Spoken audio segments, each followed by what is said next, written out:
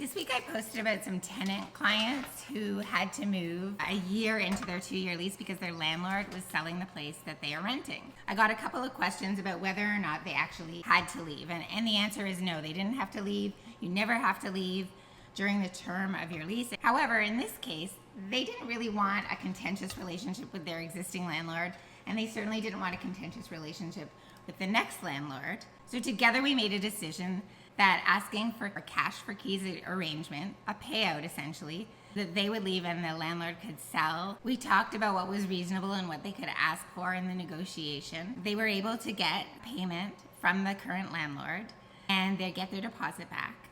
And with that money, they are moving into a new, bigger place. To answer your question, if you have a lease for a fixed term, you never have to leave during that time, but you don't own the house. You don't know who the landlord may be if they sell. So in this case, this was a decision that this family made. Other question was, how much do you get for cash for keys? Well, it's a negotiation.